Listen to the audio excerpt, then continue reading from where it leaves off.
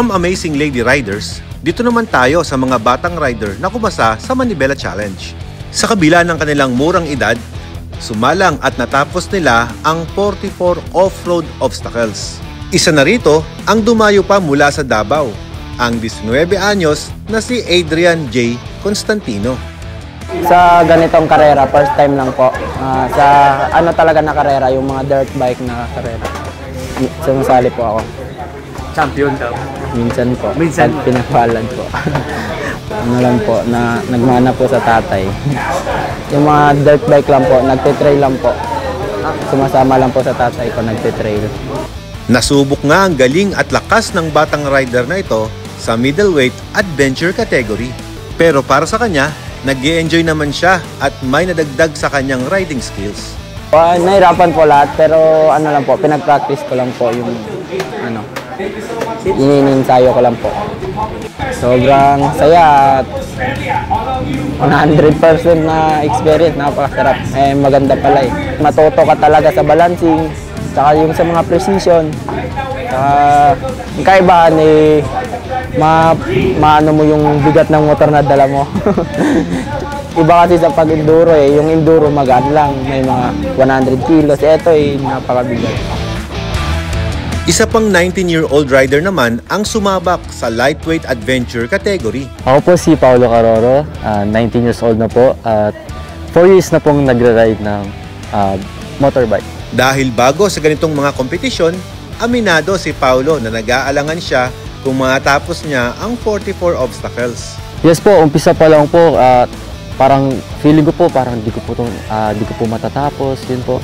Parang feeling ko po babagsak na lang po ako ng babagsak, yun. Kwento niya, pinaka naka-challenge nga sa kanya ang loading ramp practice. Noong naramdaman ko po siyang parang tatalsik na, binitawan ko na po siya para sa safety ko na lang po. Actually po, tutuloy ko po sana yung ambulance, kaso hindi ko na lang po tinuloy para sa safety ko po. Kaya nag-U-turn na po ako, tapos balik na lang po ako sa pick-up. Ayoko na lang po pilitin kasi baka po bumagsak na lang po sa akin yung motor, na-injury pa po ako. Pero dahil sa suporta ng kanyang mga kasama, nabuhayan daw siya ng loob para tapusin ang karera. Opo, sobrang saya po, lalo na po nakasalubong ko po yung team po namin. Yun po. Sobrang laking tulong po yung cheer po ng team. Awa po ng Diyos na natapos ko po. May payo naman si Paulo para sa mga tulad niyang kabataan na gustong sumali sa susunod na season. Unang-una po, mag-training po sila. Magpa-coach po sila, yun po. Magpatulong lang po sila sa mas marunong.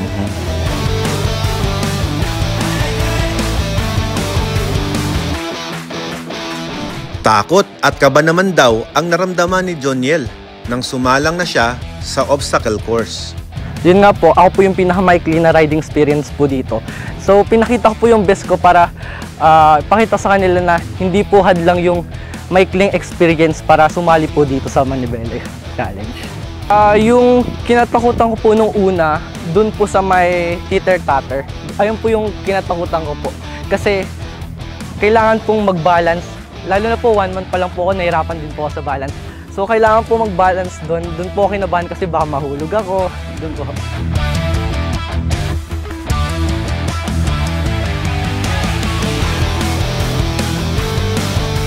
Nung natapos po nun, sobrang saya ko po. Lalo na po nung nakapag-ride po ako ng maayos dyan. Pero siyempre po, di po maiwasan yung matumba. Ganun, kasi kinabahan din po ako eh. So, nung pagka-press po ng buzzer, parang yung gumaan po yung loob ko na natapos ko po yung etong course na to sa loob ng 3 araw na pagtitraining. Ayun po, gumaan po yung loob ko.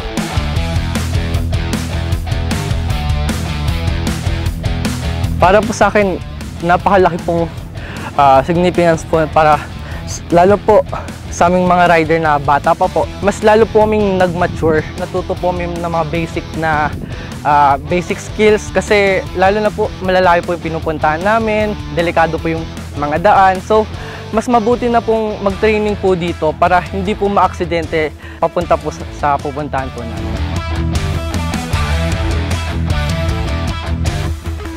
From rookie rider, dito naman tayo sa young professional riders na hindi papahuli sa Manibela Challenge. ang magpinsan na second generation motocross champions na sina Shana Tamayo at si Josh Tamayo. Sila lang naman ang mga reigning champion sa Philippine National Motocross. Bata pa lang si Shana ay playground na niya ang off-road trails at naging champion na siya sa maraming motocross competitions. Gaya ng 2024 na Orca Philippine Motocross Series at 2023 Tevez Cup Ladies Class National Competition. Naging 2024 Lady Rider of the Year pa. She also the reigning Philippine National Motocross Champion in the ladies class. And back-to-back second place finish in Manibela Challenge Season 1 and Season 2, female category. Comparing to international races, Manibela Challenge is really fun and exciting, and yeah, it's almost there. And marami akong natutunan. It's a world-class experience. Despite being champion of so many competition already, Shana always see to it na laging may matututunan siyang bago sa mga sinalihan niya. Gaya sa Manibela Challenge Season 2. Yung nadagdagan sa akin was like yung loading. Natuto po ako paano mag-load ng sarili kong motor. Hindi ko na po kailangang antayin si daddy or si mommy. Yeah, mas marami pang experiences ang natutunan ko from Season 2.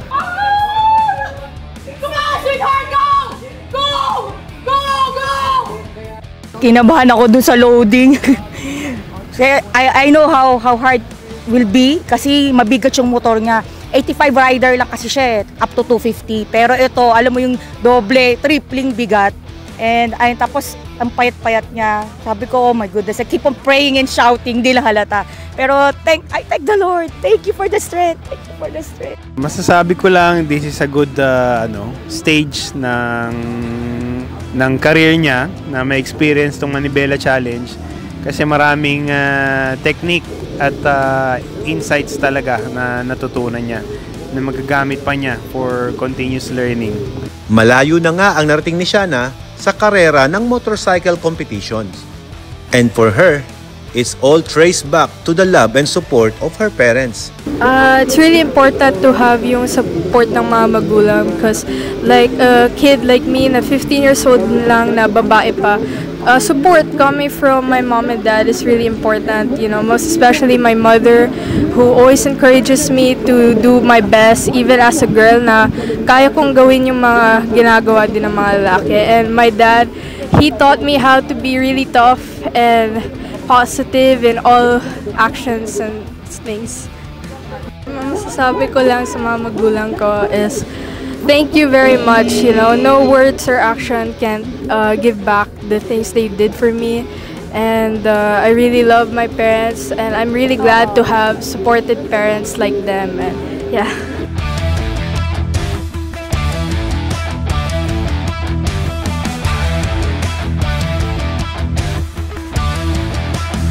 And last but not the least, the youngest Manibela Challenge finisher this season.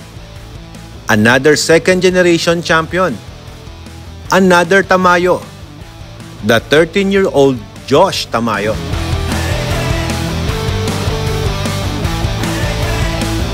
Josh is the son of a veterans motocross champion, the one and only Sam Tamayo. You know, I really got inspired from my dad for, after doing some freestyle.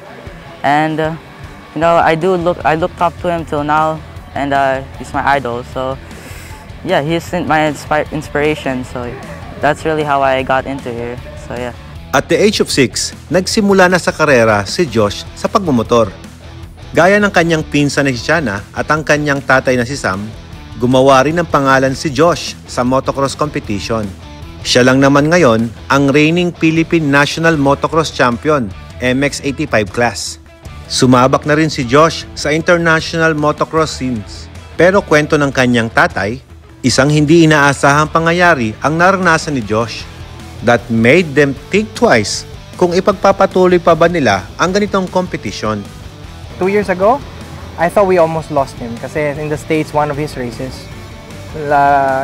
before the regional in the infamous Loretta Lynn, he had a very, very hard crash na wasak yung helmet. and he was knocked out, and then there's pain in the head. So, kailangan helicopter. Ang hina-helicopter lang sa US at hindi ambulance, yung life and death. I prayed then. Sabi ko, Lord, I'd do anything. I would do anything if you will spare my son's life. Hirap pala yun, yung ganung feeling. And since then, he still wants to do it. Silang dalawa ay nag-usap. Sabi ko, done. No more, no more. Kasi traumatic eh.